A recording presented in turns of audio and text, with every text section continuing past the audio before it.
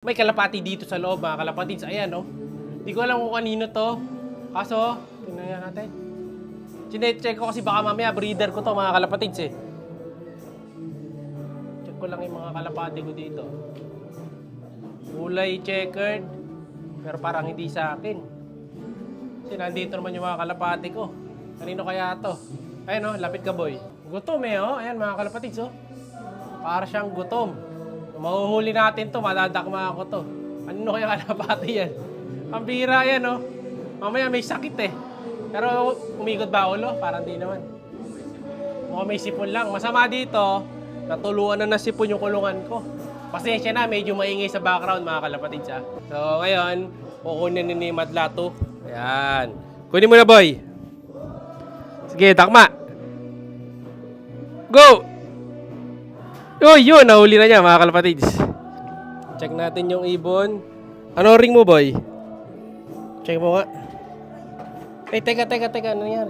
Lipat muna tayo sa kabila. Medyo maingay sa likod. Siya si Idol Madla, nakakahanga. May mga hawak, gandang linyada. Ika'y inspirasyon kung bakit hanggang ngayon ako'y palaging kumakarera. Ito yung ibon, mga kalapatids. Mukha may sakit, mukha may sipon. Ha? Ayan yung ilong niya, mga kalapatids, oh.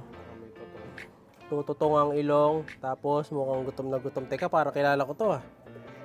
Kamukha na, para kamukha to nung dinakmadin natin doon sa loob, eh. Di ba yan? Tinan mo yung ring number? Oh, di ba yun yung kinuha?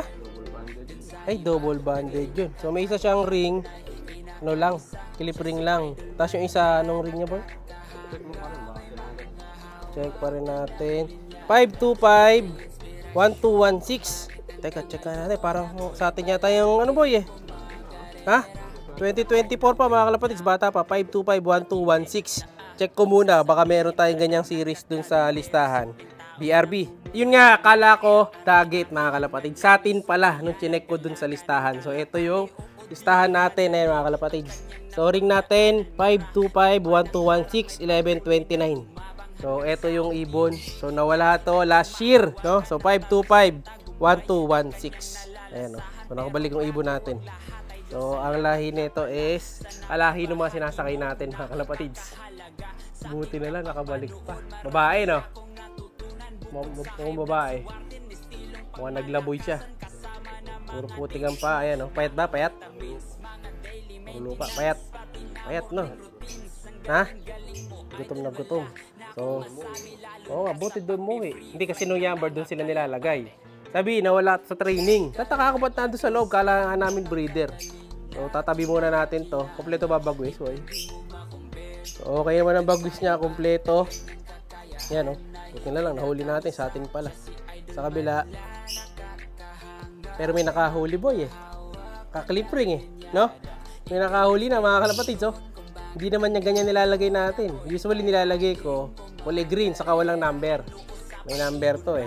Ayun, 052. Di na sa atin yung ibon na to dahil may nakahuli na. Pero dahil talaga original sa atin to, di naman natin binenta. Tinignan ko na rin kanina sa ending birds listahan natin to, wala, eh.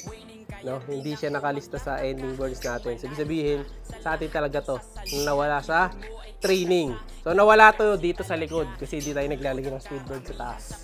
Ayan, mga kalapatids. Dito yan. Kaya kita nyo, may mga kamukha siya dito sa loob saka yung mga kasiris niya. Ayan, o. 525-1216. Yung mga kamukha ng singsing yan, yung mga checker din dito sa kabila. So, tabi na natin.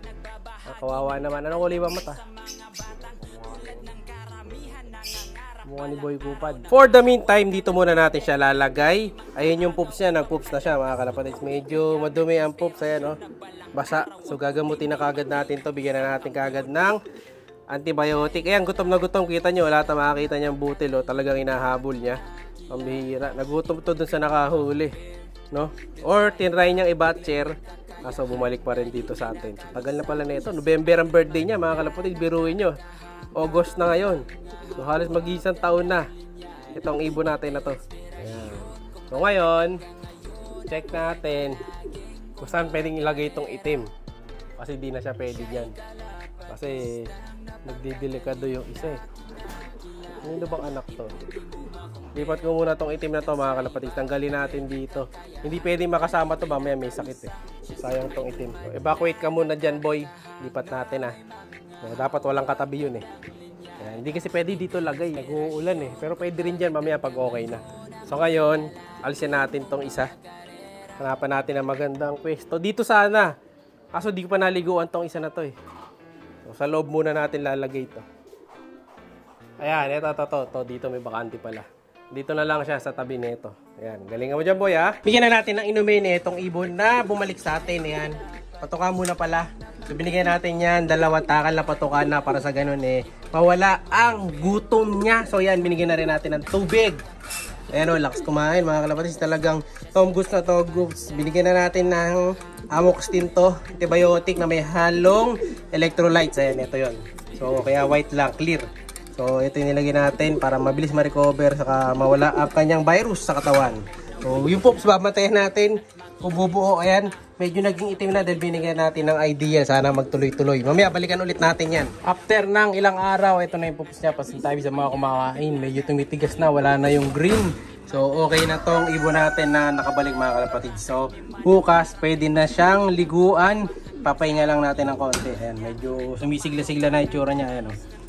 Diba? Ayan, nilalangaw na kasi mabantot nga to mga kalapatids. Kailangan na nating liguan. Buti na lang nakawala kay Boy Dagit. Pinawala na ni Madlato yung 3 mga kalapatids. So ayun yung isa. Ayan, tapos yung 2 nando sa loob. Yung itim medyo tamad talaga, pumasok agad. Ito siya. Pambihira itim na to. Ayun o, namamahares kasi. Ayun o, ang bilis mamahares ng loko na to. Diba, itlog pa yata yung panlaban ko mamaya mga kalapatids. Dahil dito sa itim na to. Ayan, iniskuran kasi niya noong nakarang araw. Ayan o, ipanlaban ko. Yan yung mabilis natin noong nakarang na laging second. Nung huling hagi sa first lap, naging third na lang siya. No, so nauna na siya ng iba yung mga kasama. Yung pala, iitlog ayan no. Wawala na natin ngayon tong isa. Yung itim, labas natin. Siya na lang yun nanditong pumasok agad eh. So kailangan matuto yan. Dahil mabilis masyado yung pagpasok niya, labas natin. So kung mawawala, ganun talaga. Yan, papasok din naman agad ito mga kalapatid. May kapaaris eh. Kunin natin. Yan, ito yun. Yan, lalaki to. Babae yung isang itim eh. O, labas ka na to. Yan, ayan na siya mga kalapatids. Lumabas na yung sumama dun sa kabila. So mamaya nagre-ready na tayo kasi mamaya din loading na. Ngayong araw ng Tuesday. Lo-load na natin yung mga warriors natin para sa training ulit. And then may cluster pooling sa winner take all. Try natin sumali doon. And then bukas, ay mamaya din, kukunin na natin yung premium natin na nadali doon sa kabila. Na worth 2,300 sa winner take all. Yung nadali ni G. Sana makuha natin kaagad para magamit na natin sa Endrian mamaya din. Siya'y kalapat